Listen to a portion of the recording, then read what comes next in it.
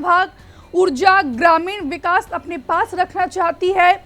और वही जो है पार्टी ने शिवसेना को हेल्थ, शहरी विकास, सार्वजनिक कार्य, उद्योग ऑफर किया है। और वही अगर एनसीपी अजीत पवार की गुट की बात की जाए तो एनसीपी अजीत पवार गुट को फडणवीस ने वित्त, योजना, सहयोग, कृषि जैसे विभाग देने की पेशकश की है। गृह और वित्त मंत्रालय को लेकर सहमति न बनने की वजह से कैबिनेट विस्तार में देरी हुई। डिप्टी सीएम एकनाथ शिंदे गृह और वित्त मंत्रालय पर लगातार दावा ठोक रहे थे। दूसरी तरफ भाजपा भी गृह मंत्रालय अपने पास रखना चाहती है। वित्त मंत्रालय पर अजीत पवार दावा कर रहे, शिंदे सरकार में गृह मंत्रालय तक के डिप्टी सीएम देवेंद्र फडणवीस के पास था और इसलिए एकनाथ शिंदे गृह मंत्रालय अपने पास रखना चाहते थे। अगर महाराष्ट्र की सियासी समीकरण की बात की जाए तो महाराष्ट्र में 288 विधानसभा की सीटें आती है, जिसमें बहुमत के लिए 145 सीटें चाहिए होती है, लेकिन महायुति के पास जो है 230 सीटें हैं और महाविकास आघाड़ी के खाते में 46 सीटें हैं। अगर महायुति में भाजपा की बात की जाए तो भाजपा की स्ट्राइक रेट 85% रही। भाजपा 149 सीट पर चुनाव लड़ी, 132 सीटों पर जीत हासिल की। शिवसेना शिंदे गुट के पास 57 सीटें हैं और वही एनसीपी अजीत गुट के पास 41 सीटें हैं। तो महाराष्ट्र में विधानसभा की 2 भवन हैं, एक मुंबई और दूसरा नागपुर में विधानसभा का बजट और मॉनसून सत्र मुंबई में होता है, जबकि शीतकालीन सत्र नागपुर में होता है।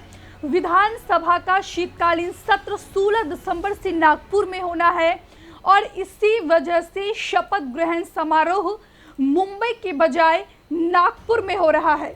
तो कुल मिलाकर जो है ये बड़ी खबर हम आपको महाराष्ट्र की राजनीति से जुड़ी हुई बता रहे हैं, जहां पर 21 दिन बाद जो है आज फडणवीस सरकार का मंत्रिमंडल विस्तार होने जा रहा है। शाम 4 बजे सभी 30 से 32 विधायक जिनके पास फोन कॉल पहुंचा है शपथ लेने के लिए, शाम 4 बजे नागपुर में शपथ ग्रहण समारोह का आयोजन किया गया है।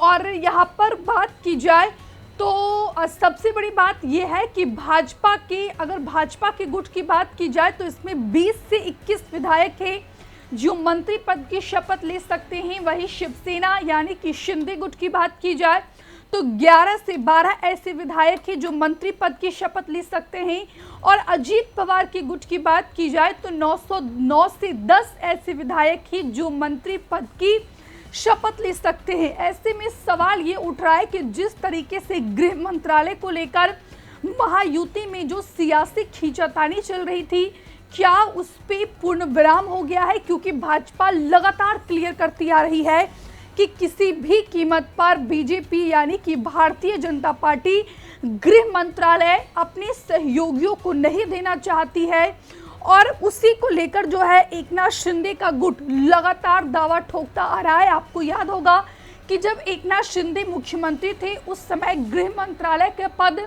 डिप्टी सीएम देवेंद्र फडणवीस के पास था। तो इसी तर्ज पर एकनाथ शिंदे का गुट ये दावा कर रहा था कि एकनाथ शिंदे को अगर डिप्टी सीएम का पद दिया गया है, वो डिप्टी सीएम बने हैं, तो उस हिसाब से जो है गृह मंत्रालय का पद जो है एकनाथ शिंदे के पास होना चाहिए। लेकिन बीजेपी ने यहाँ पर साफ तौर पर क्लियर कर दिया है कि गृह विभाग यानी कि गृह मंत्रालय जो है वो बीजेपी अपने पास ही रखेगी।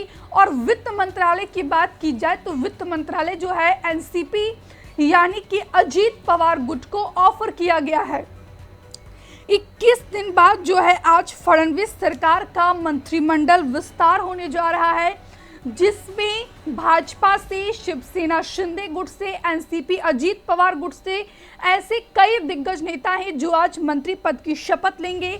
अगर भाजपा की बात की जाए तो चंद्रशेखर बावनकुले जो प्रदेश अध्यक्ष है उनके पास भी फोन कॉल पहुंचा है। उसके बाद पंकजा मुंडे जो दिग्गज नेत्री मानी जाती है महाराष्ट्र भाजपा की, वो भी आज मंत्री पद की शपथ ले सकती हैं। दूसरी तरफ अगर शिंदे गुट की बात की जाए तो शिंदे गुट गुलाबराव पाटिल के बाद प्रताप सरनाईक, ये तमाम वो दिग्गज नेता शिंदे गुट से हैं जो आज मंत्री पद की शपथ लेंगे।